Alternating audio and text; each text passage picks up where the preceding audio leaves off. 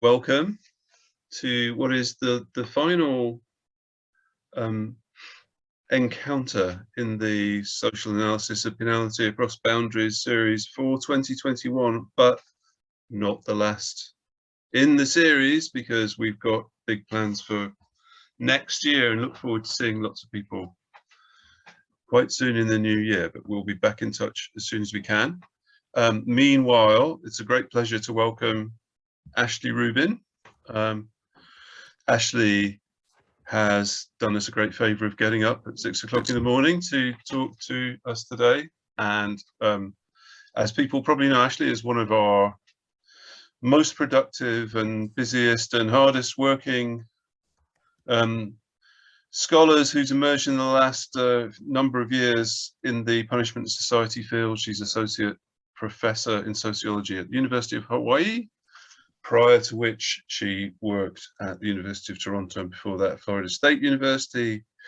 And she completed her PhD at the University of California, Berkeley in 2013. She's written lots and lots of interesting things, is on Everything Going, writes in lots of my favorite journals, and we're really looking forward to hearing from her today on the subject, this very intriguing subject that gets lots of us quite sort of involved, I think.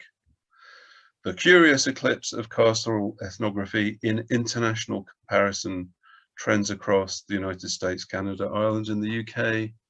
Away you go, Ashley. Thank you. Thank you so much, Richard, for that lovely introduction, and thank you, Richard and Maximo, for inviting me, and thank you so much, Rochelle, for organizing everything behind the scenes. So I'm going to go ahead and share my screen. So there it goes. Okay, so before I dig in, I want to manage expectations just a little bit because this is part of a much larger project. This paper is also a paper in progress. And I'm basically in this paper, and especially in today's presentation, I'm just kind of breaking off a snippet or a slice of this kind of larger endeavor. And I'm kind of even approaching the question somewhat narrowly. So I just kind of want to like give you a heads up. This is kind of a narrow look at this very interesting, much broader question. And I hope it's something that other people start to get into as well, because I think it's super interesting. And yeah, okay, so here we go. So around 2000, about 20 years ago, US-based scholars started to sound the alarm about the decline of prison research. And by prison research, this really meant a number of different things. It meant especially original research conducted within carceral facilities. And here I'm going to use prison and jail indistinguishably or interchangeably, even though I hate doing that. It's just for sake of time, it's easier to say prison or sometimes carceral. So original research conducted within carceral facilities, or at the very least with the assistance or approval of carceral administrators and officials, or it meant kind of qualitative research, or especially ethnographic. But generally also what we have in mind is what we call prison sociology, which is oftentimes qualitative or ethnographic research conducted within carceral facilities. So it goes by these different names. I'm kind of just using prison research because I do want to encompass all these different approaches. But basically, Jonathan Simon, Lorna Rhodes, and Louis Quaquant started talking about various ways in which prison research was on the decline. And this was especially striking for three reasons. The first is it seemed to be in contrast to an earlier golden era, or what they call it a golden era, of about the 1950s and 1960s, when we get Sykes, before him Clemmer, later John Irwin, but a bunch of people who are inside prisons doing really tremendous, important theoretical work that kind of set the agenda for stuff that we're still doing today. And so it seemed like, in contrast to that earlier period, it had declined. This was also striking. The second reason is because it seemed like this is right when we needed it the most. So this decline seems to coincide with mass incarceration. The term mass incarceration is coined in 2001 by David Garland. And this is also like the very moment where people are starting to say, hey, where are all those great prison ethnographies that people used to do? Where's that like really rich prison sociology that people used to do? And then the third reason, and the one that's most relevant for today, is that this seems to be in apparent contrast to what's going on in Europe and South America. And before moving on, I want to point out that these claims are from about 20 years ago, but they've been repeated. I kind of think of them as lore within the literature. They're very commonly mentioned. These are very highly cited paper, especially Waquan's paper is one of the is an extremely highly cited paper. When I'm going through and looking for papers that cite it, there's a mountain of works to get through. But they've been repeated in more recent reviews, including by Karamet Ryder, Krieger and Krichnick, and another paper by Manuela Cunha that are reviews of the literature. So it's not like these are like clearly outdated in terms of what the literature seems in these big reviews. To give you a little bit more background on this contrast to Europe and South America. So Simon contrasts what's going on in the United States to the United Kingdom, Canada, Australia, and South Africa, focusing on English language countries. Waquan points out that there's a mini boom happening in Europe in prison sociology. Manuela Cunha talks about the contrast with Europe and Latin America. Karamet Ryder contrasts it to the United Kingdom and Europe. And then Krichnick and Gartner, or sorry, Krieger and Krichnick, Freudian slip there, contrast it to just other places other than the US. So there's this general sense that the US is kind of unique in this and that something's going on with the United States. But if you were to ask people who were actually in those countries at the time, it seems like they kind of disagree with that. So I'm not going to go through these, but just kind of highlighting a number of scholars in the UK, especially in England, kind of talking about how it seems like prison sociology there as well has also been in decline, whether it's prison sociology or ethnographic prison research. I think Crew's statement from 2005 is a really interesting one. On both sides of the Atlantic, the inverse relationship between incarceration rates and the available knowledge about the social organization and culture of prison life is a worrying trend. So it's not just the US, it's also in the UK. But it's not just the UK, it's also in Canada and Ireland. So there's a recent article by Haggerty and Bruceris basically dragging Canada for this, what they call a neglect on prison research, especially qualitative prison research. And you get that from other scholars as well. In Ireland, Ian O'Donnell has written, O'Donnell has written a bunch about the kind of lack of prison sociology in Ireland, and has explained really interesting factors for what he thinks is behind this lack of prison research in Ireland. Okay, so here's the problem with all of this. So even though we have all these accounts and these reviews, kind of switching back to the US, with these reviews kind of continuing to talk about this lore of the decline of prison research, if you've been paying attention to the literature, it's also pretty clear that we actually are like swimming in fantastic accounts where people are getting inside carceral facilities, doing wonderful, original, qualitative, and especially ethnographic research. This is just a snippet. I have a list of like a huge number of articles and books that people have been doing for the last 20 years on US-based carceral facilities. So it kind of seems like the old Simon, Rhodes, and Waquan claim might not be accurate anymore because these are all works from the last 20 years, so after these articles came out. But even beyond, it also seems like the situation has improved in the UK and other countries. And again, I'm not going to read these, but just a couple of various points where people have noted, like, you know, actually the UK is leading the world in prison sociology. Or Crew and Jukes had this special issue in 2011 where it was a special issue on prison research. And they said, we're not persuaded that the outlook is actually quite as bleak as other people have suggested. Much more recently, David Scarbeck put together a book that's just based on secondary research. So he's using the research that people have already produced to put together this really interesting account of prison order. And he says there are perhaps now more scholars using qualitative and ethnographic methods to study prison life in more countries than ever before. So it seems like either the clouds have lifted or something, but it's still not quite clear.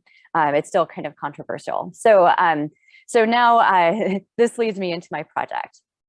So the first two papers that I did as part of this project was just trying to figure out basically what's going on with these Simon, Rhodes, and Waquan articles. Were they inaccurate in the sense of, is it the case that even before 2000, when they were writing, that prison research was actually going pretty strong and they just didn't realize it? Or is there some sort of like discontinuity at 2000 that starts seeing like an increase in this research such that these articles are simply no longer relevant, at least as descriptions of the current stage? Maybe they were relevant 20 years ago, but are they still relevant? And then a second part of this project was also trying to explain, to the extent that we see changes happening in our research trends, what's actually accounting for this. So some people have suggested that we're kind of getting locked out of prisons. Is it the case that we're just more interested in other topics? So I'm kind of trying to navigate between different possibilities to the extent that I can with the data that I have. Papers are based on US data. But in the third paper, which I'm presenting today, I'm interested in what's going on in the UK, Canada, and Ireland. And I basically have the same set of questions with respect to their international claims. Is it the case that the Simon Rhodes and Waquan articles are inaccurate or simply outdated? And kind of by extension, everybody else who was writing in the early 2000s and saying, you know, prison research is in decline. So again, kind of looking at before 2000, what's going on with the research, and then after 2000, do we see like an upward shift, or is it all part of just one big trend, or is it maybe going down? Although I think that's unlikely. I'm not going to present the second part of this research project today. I'm just kind of keep things manageable, but also because it's still in progress, and so I can't present it. But the second part is going to be zeroing in more specifically on the methods that people are using and trying to get a better handle on when people do get access to prisons, what are they doing? And so that will be the second part. Okay, so in terms of my research design, I'm basically copying my research design from these two earlier papers, which are not yet published. But basically, I'm highlighting this because there's certain things that I do that don't always make sense, I think, for the context, but because I'm trying to do it as a comparison, and I want to use the same research design in order to make a clean comparison, I'm necessarily going to do some things that like might not make sense, but they have to be done for the comparison to happen. So I'm replicating that design and the analyses that I did from those earlier papers based on US data, and I'm applying them to Canada, Ireland, and the UK. So England, Wales, Scotland, and Northern Ireland. So what is that research design? So I'm analyzing doctoral dissertation abstracts from the years 1980 to 2019. 2019 is when I compiled the data set, but since 2020 is when the pandemic broke out, it's kind of a nice stopping point. And I'm using the ProQuest Dissertations and Theses global database, which is a fairly comprehensive database. It's not perfect. In the paper, I talk a little bit about some of the discrepancies, but it has pretty good coverage. Especially of the US, but also of Canada, Ireland, and the UK. It seems to be pretty good, and it claims to be pretty good. And other people say it's pretty good.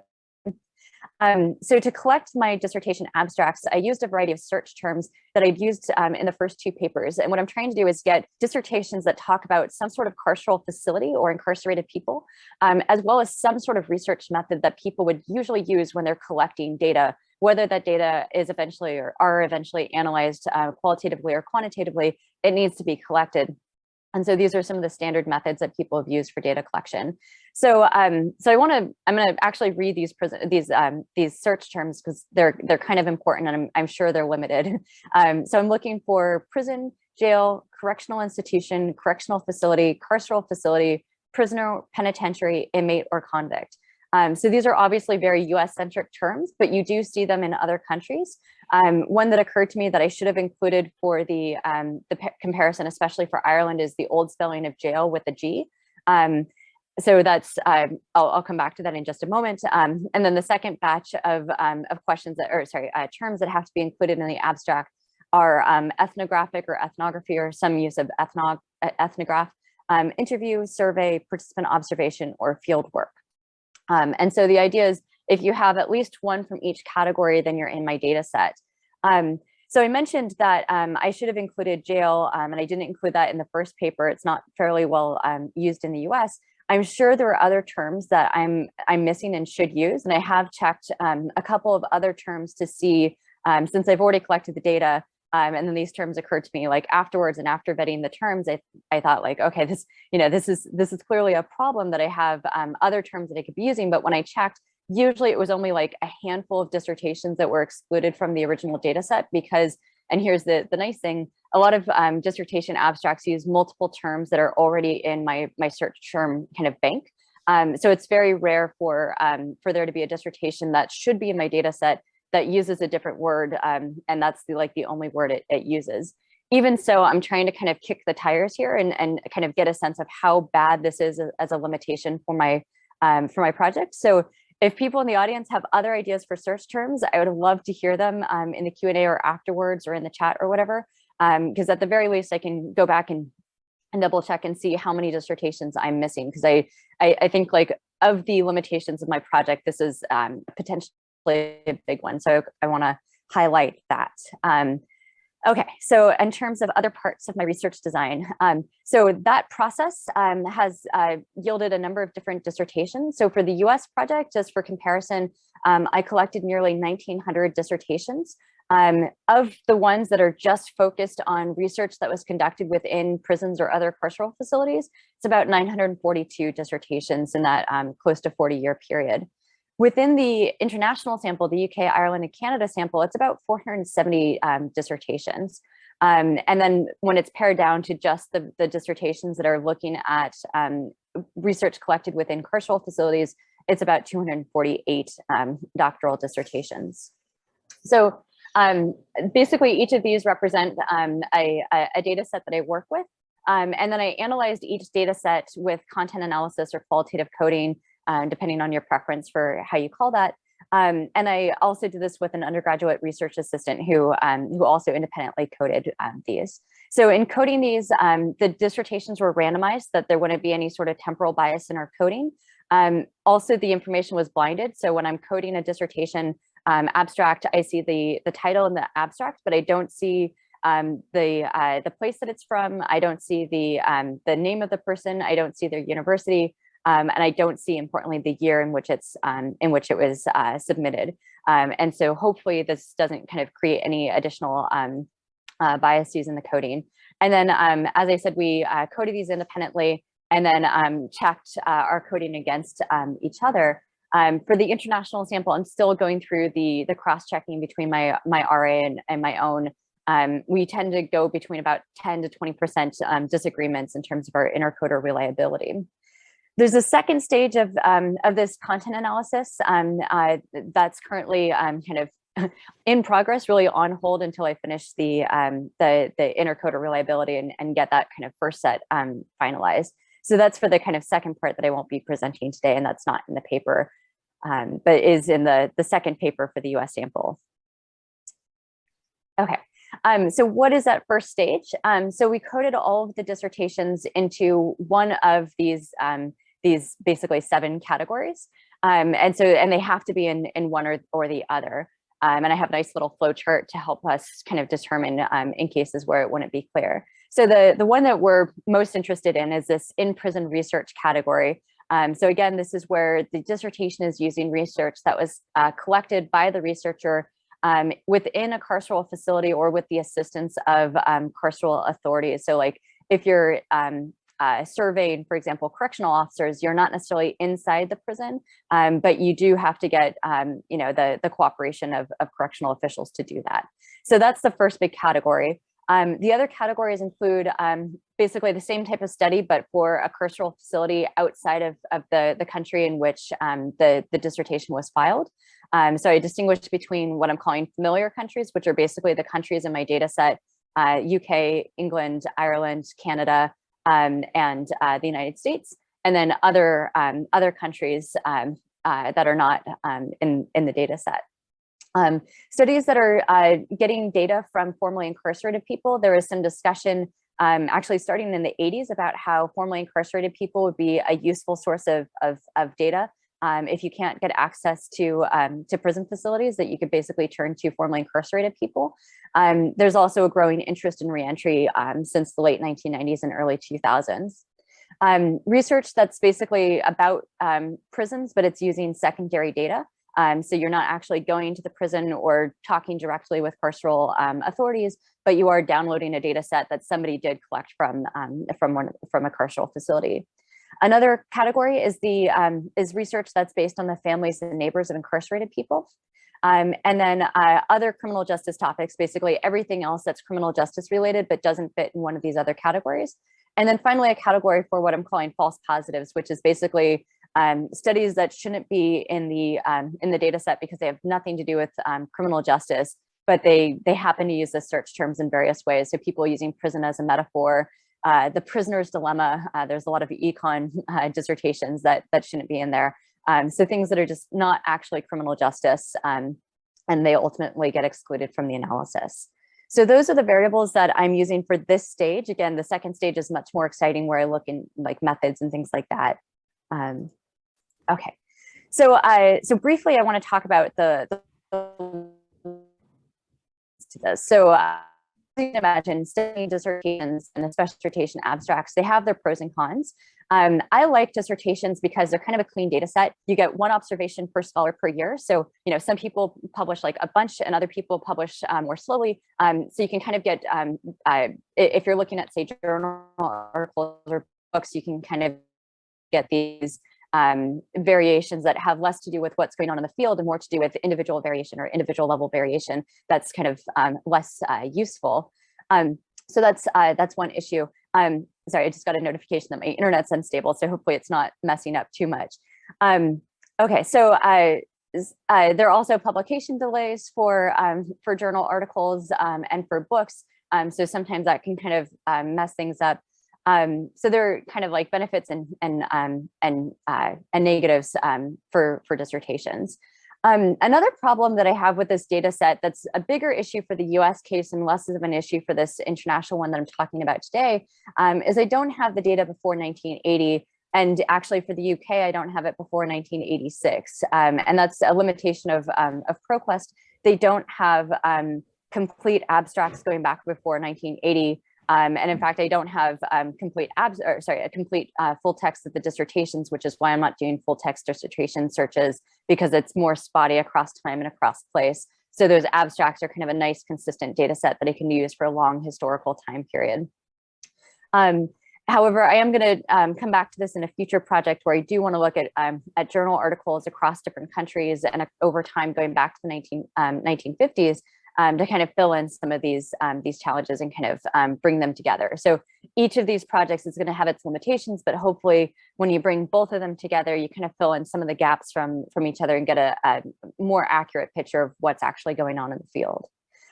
In terms of focusing on abstracts, you know, abstracts are imperfect. They vary in terms of what they include. Sometimes it's really hard to understand them. Sometimes they use like ambiguous language, and without reading the full text, it's kind of hard to understand what exactly they're doing.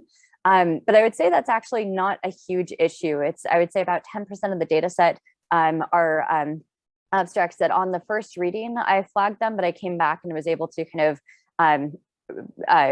come back and recode them. And usually I agreed with my first round coding. So I think I have a fair bit of confidence for even the ones that are a little hard to read.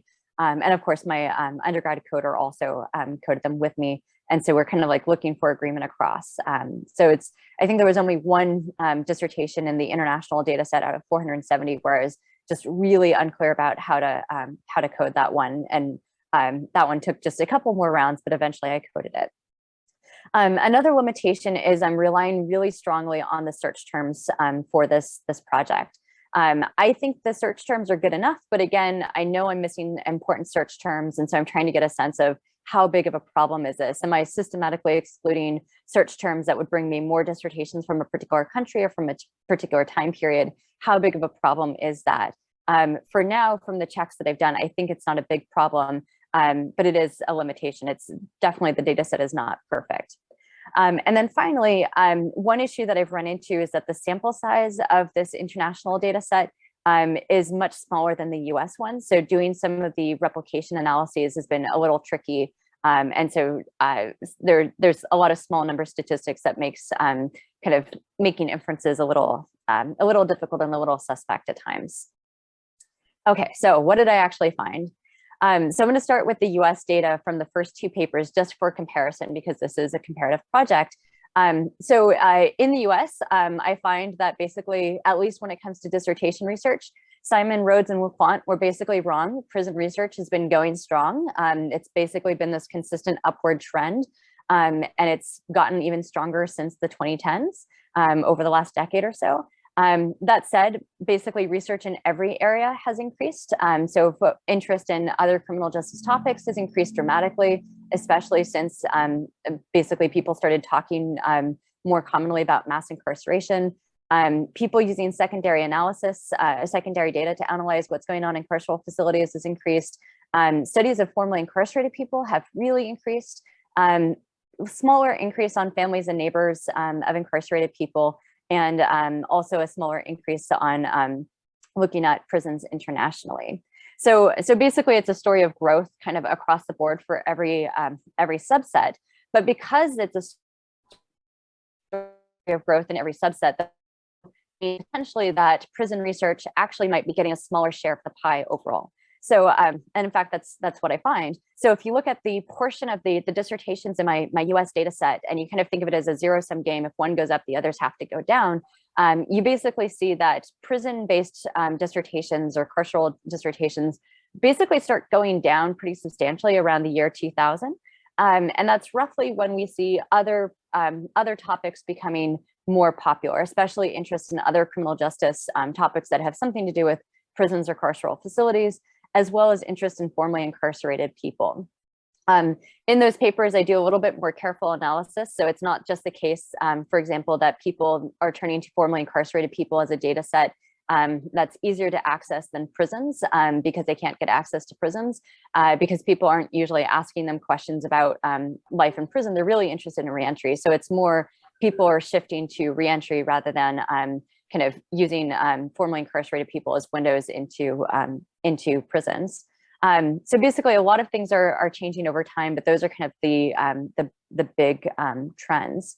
So now turning to the international data set. So on this first one, I have basically each country broken down in different graphs.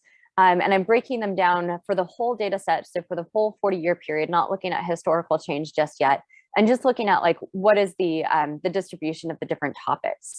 And the first thing to note is that in the UK and Canada, in-prison research is a majority of the data set. It's actually a bigger portion of the data set than it was for the US case. In the US case, it's about 50%, but in these, it's about 60%. In Ireland, it's a little bit less. It's just over 40%.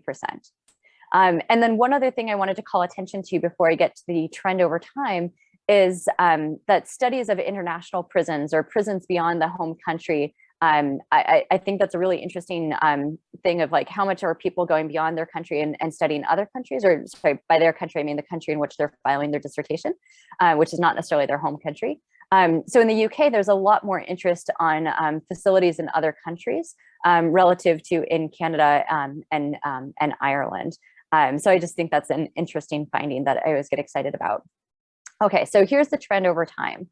So in the UK, prison research is increasing over time. It's been increasing before 2000 and it continues to increase after 2000 pretty substantially. There's a nice trajectory there. We see some growth in these other topics as well, other criminal justice topics, secondary data, studies of formerly incarcerated people. Again, with families and neighbors, there's like a little, it's kind of like flat and then it kind of increases more recently. And then as I kind of mentioned previously, the focus on prisons in other countries, those have been increasing pretty substantially over time. So that's nice to see. Looking at the same breakdown in Canada, there we see that in-prison research is kind of flat. It kind of goes up and down in the different 5-year periods. But it's basically been flat and possibly a little bit lighter over the last 15 or so years compared to the previous years, but basically essentially flat. In terms of other topics, not as much interest as we see in in-prison research. There's been a little bit more interest in formerly incarcerated people, a little bit of interest in prisons internationally, but that's actually kind of less than it was in the 1980s. So just kind of a mixed picture and kind of fewer clear trends than we had in the US or the UK, in part because of the smaller sample size. And then when it comes to Ireland, so this is where we really start to get into small sample size issues. Ireland, there are only 12 dissertations in my data set that weren't false positives. So we see some increase in prison research kind of around 2000, picking up around 2010. But basically it's really hit or miss. There's about one dissertation per year, per 5-year period between 2000 and 2020. And then just a few dissertations on the other topics more generally. In terms of the trends that we see kind of over time in this zero-sum game analysis, research on in-prison research or dissertations on in-prison research kind of went up in the UK, kind of peaked around about 2005 and then started coming back down a little bit. There's not really like a clear contender that's doing super well that might be kind of explaining this. It's just a couple of things are kind of going up. So like more interest in families and neighbors, more recently, more interest in international prisons, more interest in formerly incarcerated people. Those kind of each going up a little bit, and that kind of helped to explain why this is coming back down within what's going on within these dissertations. In Canada, the decline started a little bit earlier. And so we see kind of back in the 1990s, it kind of peaked and then it's been coming down. And again, we see interest in formerly incarcerated people, other criminal justice topics, and international prisons are kind of helping to explain some of those more recent increases or decreases for the prison. So it's possible that people are turning to these other topics instead of turning to prisons. And whether or not they're doing that because they can't get access to prisons or because they're just more interested in these other topics, that's not something that this data can answer, or these data, excuse me. And then finally in Ireland, basically the 1990s were a lot better, at least as a portion of overall data or of dissertations. And it's basically been coming down quite drastically over time.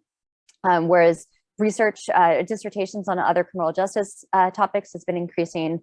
And again, research on formerly incarcerated people has been increasing. Okay, so to go ahead and wrap things up.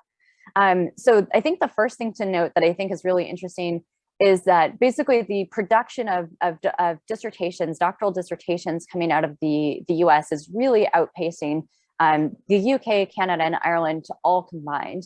But one question is it actually doing like what that's supposed to do? Like, should we actually be excited? Is it producing the empirical and theoretical impact that we want it to be? So I haven't gotten into the UK, Canada, and Ireland dissertations to kind of start to answer that question, but I can say just kind of as a spoiler alert for the US, a lot of that increase has actually not been keeping up with the kind of quality that we used to see earlier. A lot of the dissertations are kind of people doing interviews with, say, like 4 people, and that's their dissertation. And so that's not giving us either a very clear empirical picture or that kind of theoretical insight that we should expect. You know, you can start to get that with, say, like 20 people or 40 people, but like when you're talking about under 10 people and that's your only bit of data, it's a very thin dissertation. And that's where we're seeing a lot of the increase. So that's a little interesting. I don't expect that we're going to see that in the international sample. So it's possible that when you kind of like weed things out and compare like the quality of projects, it might be that we're actually more comparable, or that, you know, the UK might be beating the US, for example. In terms of other findings, I also think it's interesting and kind of different from at least some of the earlier quotations that I started with, that in-prison research is actually a majority, or in the case of Ireland, a plurality of prison relevant dissertations. So basically, if you're studying carcerality in these countries, most people, or a plurality of the people doing that research, are using research that was collected within carceral facilities. And so I think that's pretty interesting. And especially the fact that there's a larger portion of those projects in the UK and Canada rather than in the US. So that seems to be the kind of more increasingly consistent with what people in the UK have been saying, and a little bit different from what people in Canada have been saying. But that's without kind of taking into account the method. So it's still possible that qualitative research in Canada is not keeping pace, as Bucerius and Haggerty have mentioned. Then other thing that I think is interesting is in terms of the increase. So in the UK, there's a very clear increase in prison research over time. In Ireland, it's kind of gradual. It's kind of hard to tell because of those small numbers. And so you can get like a lot of, you know, like one additional dissertation in a year is going to substantially change those. So it's hard to say. And then in Canada, it's just kind of flat. It's been kind of holding constant, which in a sense is kind of decreasing because the number of dissertations over time has been increasing overall. And then finally, just another kind of interesting finding is that the portion of in-prison research is basically declining everywhere. And again, I can't say whether or not that's interest or access, like what's causing that decline. But it does seem like people are, as much as we're expanding our research on prisons from the inside, people are also studying prisons and their larger effects in society more generally. And I think overall that is a good thing, although I think that's something that we can kind of debate or discuss more generally.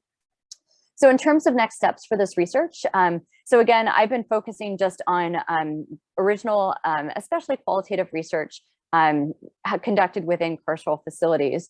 But in the next stage, I'm going to really dig deep into the methods that people are using and try to answer this question of, what's going on with qualitative research. In the US case, qualitative research has actually been skyrocketing over time.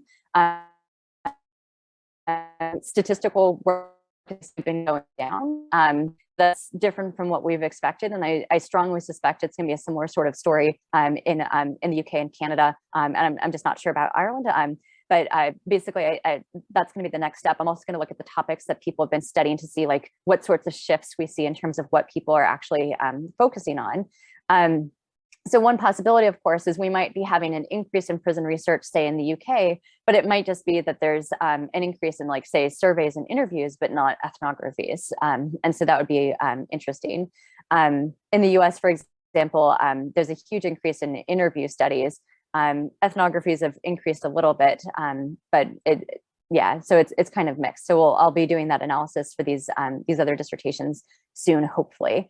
And then in terms of kind of thinking about what explains these findings, I'd be really interested in people's thoughts. I think from what I've read, it seems like the different contexts help to explain what's going on across these different contexts, especially the article or chapter by King and Labeling, Ian O'Donnell's work, I think really helps to kind of contextualize what's going on. But I think there's also more we can do to understand why we see such different situations in each country, as well as these changes over time. I also think that future work, so I'm not well suited to do this because although I speak Spanish, it's very, very bad. But I think it would be great to see other studies doing this on dissertations or articles published in Central and South America, Africa, and Asia, and basically just replicate this analysis. I think that would be super awesome to see somebody do that. And then finally, of course, you can do this analysis on journals and books. And I think doing that study is going to give us like a more complete picture of what's actually going on with prison research. So so a final slide, in terms of kind of thinking about the broader implications, something they've been kind of wrestling with, especially from the US study, because I feel like I can say a little bit more as a person in the US. I don't really want to say what people should be doing in other countries, but at least in the US, I think there's a tension between the incentives for doing carceral research and especially getting access to prisons and the ethical considerations. And this is something that other people have already talked about, including Karamet Ryder in a recent article, Taylor in this piece in the Journal of Prisoners on Prisons, and then Pichet and colleagues have written a bunch about the different ethical considerations of doing research, especially including carceral tours, but not just carceral tours. And other folks have written about this as well. These are just a snapshot. Another question is this problem of quality and quantity. Just because we see an increase in these dissertations isn't necessarily a good thing. It might be that we're just getting more low quality dissertations. And that's something that people are going to disagree about what exactly counts as quality and what we want these to do. And I think it's a question that we should be having as a discipline or as a field, really, because we're not really a discipline, we're an interdiscipline. So like what should research that's getting access to prisons do? What sort of standards should people be meeting? Is that something that we want to do? I kind of chafe at the idea of somebody like telling me what exactly I can and cannot do. That might be the American in me, but I think it's a discussion that we should be having. And I should just clarify, beyond IRB or REB standards, the ethical standards that everyone has to go through anyway. But just kind of from a more like theoretical standpoint, like what should we be doing? And then finally, kind of thinking about what this all means in a kind of more global context. So thinking about Uglevik's work on the idea of global prison ethnographies and kind of breaking down the prison and looking at other carceral facilities, as many people are doing with immigration detention and so on. Thinking about comparative penology, as Louise Brannigan is doing, Southern criminology, as folks here are doing, and kind of thinking about like, how do we put this in this larger context? Because those, the original articles that I started with, they're very US focused, and then they kind of have this very rosy view of what's going on in other countries that's not necessarily kind of consistent with people in those countries were saying at the time. And so just kind of wrestling with this. I don't actually have the answers for this yet. I'm very interested in what you guys have to say and what sorts of things this brings up for you. But for this more international sample, I'm still kind of thinking about the broader implications, and I'll especially have more to say once I do the second part of the study. So with that, I will go ahead and, oh, I don't have a closing slide. I was supposed to have a thank you slide, I'm sorry. So thank you very much. I look forward to your questions. I think we're saying thank you, Ashley. So thank you very much indeed.